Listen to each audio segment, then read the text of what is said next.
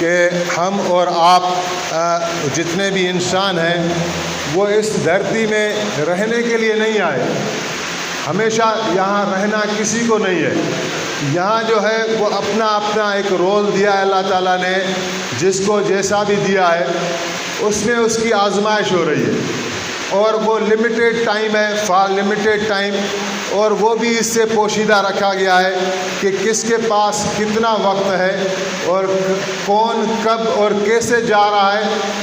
We don't know, know body نوز، کسی کو کوئی پتہ نہیں کہ اس کا وقت کب ختم ہو رہا ہے۔ وہ کہتے ہیں کہ وہ کفن اس کا دکان میں آ چکا ہوتا ہے، مارکیٹ میں آ چکا ہوتا ہے، لیکن اس کو پتہ نہیں ہوتا۔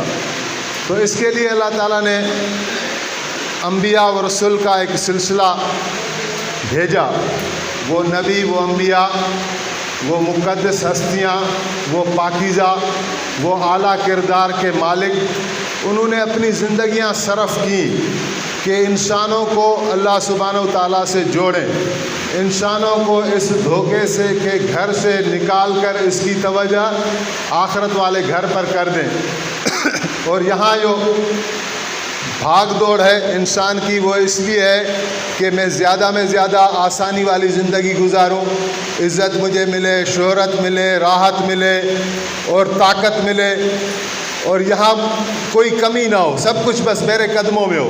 یہ ہر انسان کا ایک مائنڈ سیٹ بنا ہوا ہے کہ مجھے میری ہر طلب، میری ہر خواہش پوری ہو۔ لیکن اصل بات یہ ہے کہ اللہ تعالیٰ نے یہ جہان اس لیے بنایا ہی نہیں۔ یہاں خواہشات کہتے ہیں کہ بادشاہوں کی بھی پوری نہیں ہوتی، ضرورت فقیر کی بھی پوری ہو جاتی ہے۔ تو جو یہ چاہتا ہے وہ ہونا نہیں ہے۔ کہاں تک یہ اپنی خواہشوں کو پورا کر سکتا ہے؟ کبھی بوڑھا ہوگا، کبھی بیمار ہوگا، کبھی کوئی دکھ تو کہیں نہ کہیں سے آئے گا، بھلے کتنا بھی بڑا آدمی ہو۔ میں ایک مرتبہ سعودی عرب گیا تھا الحمدللہ، تو وہاں ایک شخص ملا، وہ میرے اپنے گاؤں کا نکل آیا، ڈرائیور تھا اپنا ٹیکسی میں، میں نے ہاتھ دیا تو اس نے مجھے اٹھایا، اور پھر وہ جو اپنے گاؤں کا نکل آیا تو مجھے جانا تو حرم شریف تھا، لیکن میں نے کہا چلو آپ مجھے زیارت کرا لو، تو وہ اس کے ساتھ میں کمفرٹیبل ہو گیا، اپنا ہی بندہ۔ تو تھوڑا اسے انٹرویو ہوا تو وہ کہہ رہا ہے کہ میں یہاں کوئی 25-30 سال سے ہوں، اور اس وقت اس کی عمر کوئی 52 ہوگی یا 55 ہوگی، ابو 50 تھا۔ تو میں نے اس کو کہا کہ آپ خوش نصیب ہیں کہ آپ حرم کے شہر میں رہ رہے ہیں، خانہ کعبہ میں، اور یہ تو بڑی سعادت کی بات ہے۔ تو وہ کہہ رہا تھا صحیح، آپ تو یہ کہہ رہے ہیں، وہ آپ کی جگہ، اپنی جگہ آپ کی بات صحیح ہے، لیکن حقیقت یہ ہے کہ ہم دیکھتے ہیں اپنے آپ کو تو ہم روتے ہیں کہ ہم نے جو ہے یہ اس شہر میں رہتے ہوئے اس شہر کا جو ادب ہے، جو تقدس ہے، وہ ہم شاید قائم نہ رکھ سکے۔ اور کہا کہ میں نے جوانی ادھر گزر گئی، میری گھر والی ادھر سال میں جاتا، 2 سال میں جاتا، میں یہاں تڑپتا رہا، وہ وہاں تڑپتی رہی، جوانی ابھی ہمارا بڑھاپا آ گیا۔ بولا اگر یہ سعودی کا بادشاہ ہے نا، آج یہ بوڑھا ہو چکا ہے، اگر یہ پوری بادشاہی بھی دے دے یہ جوانی نہیں لا سکتا، واپس نہیں لا سکتا۔ تو وقت ہے تیزی کے ساتھ گزر چکا ہے، ہم اور آپ اس عمر میں آ گئے ہیں کہ ہمارے بہترین وقت تھے، طاقت والے وقت تھے، وہ ہم گزار چکے ہیں۔ ابھی جو اچھا تھا یا برا تھا، جو گناہ میں گیا، جو ثواب میں گیا، وہ سارا نکل گیا۔ ابھی کون کس وقت کس کو اللہ تعالیٰ کی طرف سے حکم آ جاتا ہے، تو جس طرح ڈیوٹی کا ہمارے لیے حکم ہوتا ہے، وہاں تو وہ حکم ایسا ہے کہ سر مسجود ہونا چاہیے، اس کے لیے ہر وقت تیار ہونا چاہیے، اور تیار ہوں یا نہ ہوں، بہرحال ہم دیکھتے ہیں کہ روزانہ یہ آمد روانگی ہو رہی ہے، کتنے لوگ روزانہ جا رہے ہیں۔ تو اللہ تعالیٰ نے ہمیں موقع دیا ہے، اور اللہ تعالیٰ نے ہمیں انسانی شکل میں بنا کر بھیج کر کتنا بڑا احسان کیا ہے۔ یہ دیکھیں چھوٹی سے چھوٹی مخلوقات ہیں، کتا ہے، بلی ہے، کیڑا ہے، مکوڑا ہے، جو بھی ہے اللہ تعالیٰ نے بنایا، لیکن اللہ تعالیٰ نے ہمیں ممتاز بنا کے ایک انسان بنایا، صحیح اور سالم بنایا۔ کہ اللہ تعالیٰ نے مجھے دونوں ہاتھ دیے۔ ایک بزرگ نے کہا کہ ساری دنیا میں چلے جاؤ، اور بھلے تمہارے پاس 1000 2000 خادم ہوں، لیکن یہ 2 ہاتھ جس طرح تمہاری خدمت کرتے ہیں اس کا نعم البدل تمہیں نہیں مل سکتا۔ تو اس کا ہم نے شکر ادا کیا، اور پھر فرمایا یہ تمہارے پاس بھلے کون سی سواریاں ہوں، جہاز ہوں، بھلے دروازے پر کچھ بھی ہو، لیکن جو 2 پاؤں اللہ تعالیٰ نے تمہیں سواری کے لیے دی ہیں وہ اس کے نعم البدل نہیں ہو سکتے۔ تو ہم اس کا شکر کریں، یہ اللہ تعالیٰ نے وجود دیا، آنکھیں دی ہیں، کان دیا ہے، دل و دماغ دیا ہے، چہرہ دیا ہے، ہم اللہ تعالیٰ کا شکر کریں۔ ایسے زندگی نہیں، ایسے تو بڑا پھر گرفت ہے، پھر پکڑ ہے کہ اتنی سب نعمتوں دینے کے بعد اتنا اللہ تعالیٰ نے تمہیں چاہا، اتنی محبت کی، اتنی رحمت کی اور اتنی بڑی زندگی دی۔ توبہ کرنے کے لیے 10 منٹ بھی کافی ہیں، 5 منٹ بھی کافی ہیں۔ کتنے واقعات آتے ہیں، وہ مولانا صاحب بار بار بتاتے ہیں، طارق جمیل صاحب، کہ وہ حضرت موسیٰ علیہ السلام کے زمانے میں جب بارش نہیں ہو رہی تھی اور موسیٰ علیہ السلام جیسا پیغمبر کلیم اللہ وکلم اللہ موسیٰ تکلیما وکان عند اللہ وجیہا، فرمایا اللہ کے یہاں موسیٰ علیہ السلام بڑا چہرہ رکھنے والے ہیں، بڑی عزت والے ہیں۔ تو ایسا نبی اپنے امتی لے کر اللہ تعالیٰ سے بارش مانگ رہا ہے اور برسات نہیں ہو رہی۔ تو آخر موسیٰ علیہ السلام پریشان ہوئے تو وحی آئی، اللہ تعالیٰ نے فرمایا کہ اس مجمع میں ایک شخص ایسا ہے جس نے مسلسل 40 سال تک میری نافرمانی کی ہے، مسلسل نافرمانی کی، کوئی نیکی کا کام ہی نہیں کیا ہے، تو اس کے گناہوں کی وجہ سے تم لوگوں کی دعا جو ہے وہ نہیں قبول ہو رہی۔ موسیٰ علیہ السلام جیسے کلیم کی دعا کو لٹکایا ہوا ایک شخص کی گناہوں کی نحوست نے، تو طبیعت میں جلال تھا، موسیٰ علیہ السلام مجمع کی طرف متوجہ ہوئے اور فرمانے لگے کہ کون ہے ایسا بدبخت کہ اللہ تعالیٰ کہہ رہا ہے کہ 40 سال سے مسلسل میری نافرمانی کر رہا ہے، وہ اس مجمع سے نکل جائے تاکہ ہماری دعا قبول ہو۔ تو ابھی آگے موسیٰ علیہ السلام کا جلال اور برسات ہونی نہیں، اور وہ شخص کہہ رہا ہے اگر میں نہیں نکلتا تو اللہ کا پیغمبر ہے، اس پر وہی آ جائے گی کہ کون ہے، اور اگر نکلتا ہوں تو رسوا ہو جاتا ہوں، سارے لوگ دیکھیں گے۔ تو دل ہی دل میں اللہ تعالیٰ سے کہا کہ یا اللہ 40 سال تک میں نے آپ کی نافرمانی کی ہے بے شک، لیکن 40 سال میں آپ نے مجھے رسوا نہیں کیا، میرے عیبوں پر پردہ رکھا ہے، آج بھی پردہ رکھ لیں، میں توبہ کرتا ہوں، میں آئندہ گناہ نہیں کروں گا۔ بس اس کا دل میں کہنا تھا کہ برسات جو ہے وہ ایسی نازل ہوئی شاندار۔ تو موسیٰ علیہ السلام خود حیران ہوئے کہ بندہ تو کوئی نہیں نکلا، تو پھر اللہ تعالیٰ سے پوچھا تو اللہ تعالیٰ نے فرمایا کہ اس بندے نے توبہ کر لی اور ہم نے اسے صلح کر لی، دوستی ہو گئی۔ تو موسیٰ علیہ السلام عرض کرنے لگے کہ یا اللہ ہے کون، مجھے بتائیں تو صحیح۔ تو اللہ تعالیٰ نے کہا کہ جب گناہ گار تھا تب نہیں بتایا، اب میرا دوست بن گیا، اب کیسے بتاؤں۔ تو ایک لمحے میں دیکھیں، ایک لمحے میں موسیٰ علیہ السلام کی امتی کی 40 سالہ گناہ معاف ہو سکتے ہیں۔ تو ہم اور آپ اللہ تعالیٰ کے کرم سے، اپنی طاقت سے نہیں، جناب نبی کریم صلی اللہ علیہ وآلہ وسلم کی امت میں سے۔ اور اللہ تعالیٰ ایسے سمجھے جیسے کہتے ہیں نا کہ راہوں میں آنکھیں بچھا لی، کسی کے لیے انتظار میں، کسی کے لیے استقبال میں۔ ایک حدیث شریف میں ہے کہ ایک شخص چاہتا ہے، مفہوم عرض کر رہا ہوں، ایک شخص ہے، کیونکہ عربستان میں ریگستان تھا، prophet of desert, may Allah's peace and blessings be upon him۔ ایک کتاب ہے نا پرافٹ آف ڈیزرٹ، یہ انگریزی میں لکھی گئی ہے، نبی علیہ السلام پر مشہور کتاب ہے کہ صحرا کا نبی صلی اللہ علیہ وسلم۔ وہاں کیا ہے؟ صحرائی صحرا۔ تو حضور مثال دے رہے ہیں کہ ایک شخص ہے، وہ اپنے اونٹ پر بڑے صحرا میں جا رہا ہے، اس کا کھانا پینا زندگی کا سامان اس اونٹ پر ہے، وہ چلتے چلتے کہیں رکا اور آرام کیا اور اٹھا تو اس کا اونٹ غائب تھا۔ یہ ڈھونڈنے لگا کہ اتنا بڑا صحرا میں پیدل تو سفر نہیں کر سکتا، میرا کھانا پینا سارا اس پر ہے، ادھر بھاگا ادھر بھاگا ادھر بھاگا، اونٹ کہیں ہاتھ نہیں آیا۔ آخر میں مایوس ہوا، مجبور ہوا، طاقتیں ختم ہوئی اور بیٹھ گیا، اور ابھی یہ سوچنے لگا کہ ابھی تو موت ہی آئے گی میری، اور تو کہیں سے کچھ راستہ نظر نہیں آتا۔ ایسے عالم میں حضور فرما رہے ہیں کہ اس کو اچانک اپنا اونٹ نظر آ گیا، تو اس کو اتنی خوشی ہوئی، افراد تفرید میں اس کو بولنا تو یہ چاہیے تھا کہ یا اللہ تو میرا رب ہے، میں تیرا بندہ ہوں، لیکن جب افراد خوشی ہوتی ہے یا غم ہوتا ہے تو زبان لڑکھڑا جاتی ہے، اور وہ یہ کہنے لگا کہ یا اللہ تو میرا بندہ ہے، میں تیرا رب ہوں۔ ایسی خوشی ہوئی تو حضور فرما رہے ہیں اس سے بھی زیادہ خوشی اللہ رب العزت کو اس وقت ہوتی ہے جب کوئی گناہ گار بندہ اللہ تعالیٰ سے توبہ کرتا ہے۔ تو یہ ہمارے لیے ابھی بھی موقع ہے، کہنے کا مقصد یہی ہے کہ ہم اپنے عادات کو اپنائیں، اچھی عادات کو۔ انگریز ہے نا، انگریز کا ایک مقولہ ہے، وہ کہتے ہیں it is never too late to mend, it is never too late to meant.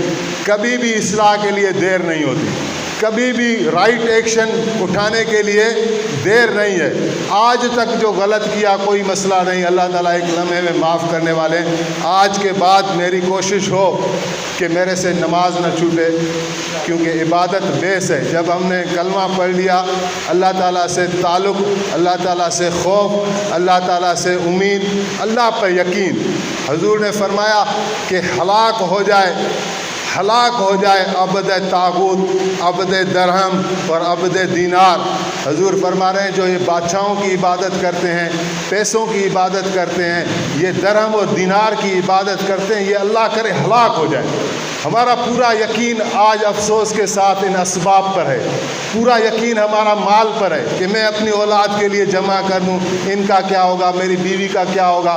تو کس پر بھروسہ کیا ہوا ہے؟ مال پر۔ تو مال پر جو بھروسہ کرے، جناب رسول اللہ صلی اللہ علیہ وسلم کی بد دعائیں اس کے لیے۔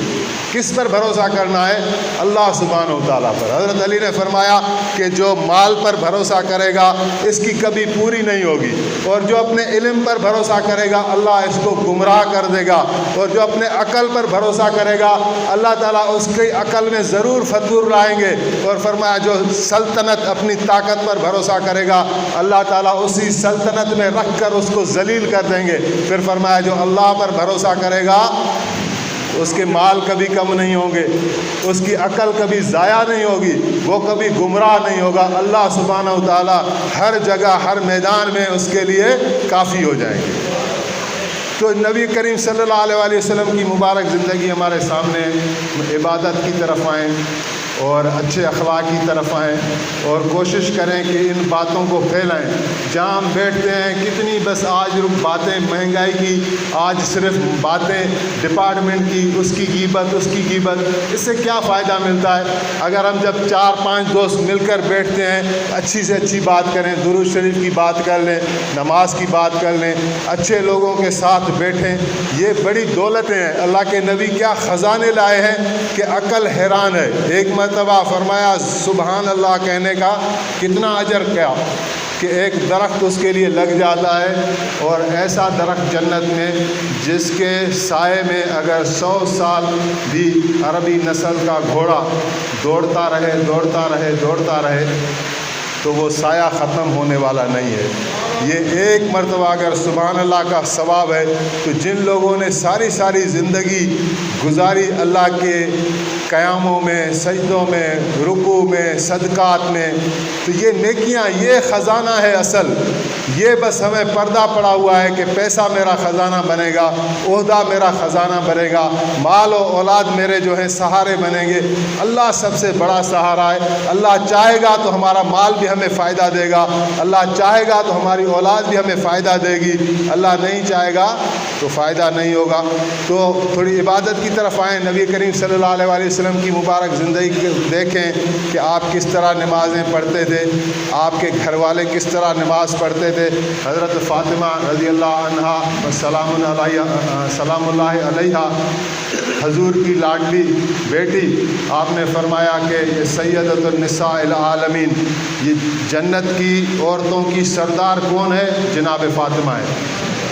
तो उनकी आदत मुबारक थी, रात को 2 रकात नफिल नमाज पढ़ती थी और उसी में पूरा कुरान ख़त्म कर देती थी, पूरा कुरान।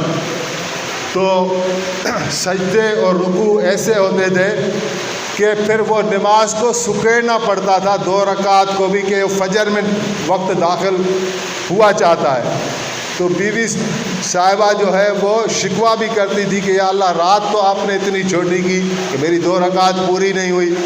तो एक मरतबा ये आदत थी, रोज़ का मामूल था। एक मरतबा बुखार, तबीयत में बुखार था, हज़रत अली को पता है, लेकिन उसके बावजूद, क्योंकि ये एक फिर रूहानी ग़िज़ा बन जाती है, उसके बगैर उनका चारा नहीं। अल्लाह के ज़िक्र, अल्लाह के कुरान की तिलावत, इबादत, रुकू, इनके बगैर उनका चारा नहीं। तो पूरी रात इसी तरह खड़ी रही। हज़रत अली को नागवार तो गुज़रा, लेकिन कह नहीं सके।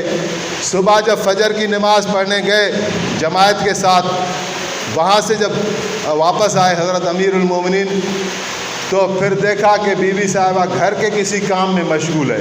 तो अभी कह दिया कि बीवी साहिबा, आपकी तबीयत में बुखार है, तबीयत सही नहीं है, उसके बावजूद आप पूरी रात नमाज में खड़ी रहीं, और अभी घर के कामों में ऐसा न करें, अपने नफ्स पर इतना जबर न करें, आप आराम करें।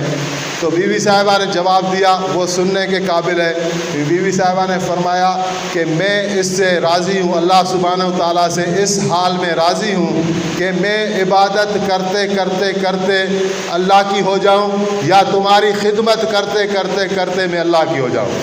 तो इंसान के ऊपर मौत तो आना है, लेकिन बीवी साहिबा ने बड़ा मैसेज दिया कि मौत जो है इस सूरत में आए तो मैं बड़ी राज़ी हूँ कि या अल्लाह की अताअत हो, इबादत हो, ज़िक्र हो, दुरूद हो, या फिर इंसानों की खिदमत हो।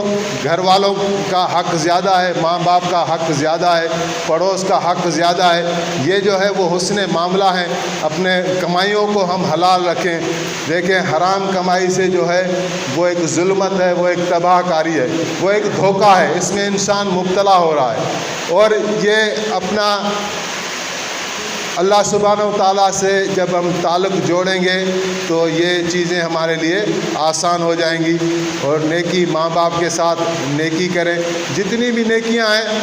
बीवी उम्मे सलमा रज़ी अल्लाह अन्हा, आखिरी बात बताता हूँ, बीवी उम्मे सलमा रज़ी अल्लाह अन्हा हुज़ूर की वफ़ादार घरवाली, आपने फरमाया कि जो जन्नत की हूरें हैं वो अपने शोहरों का इस तरह इस्तकबाल करेंगी जिस तरह उम्मे सलमा मेरा इस्तकबाल करती है।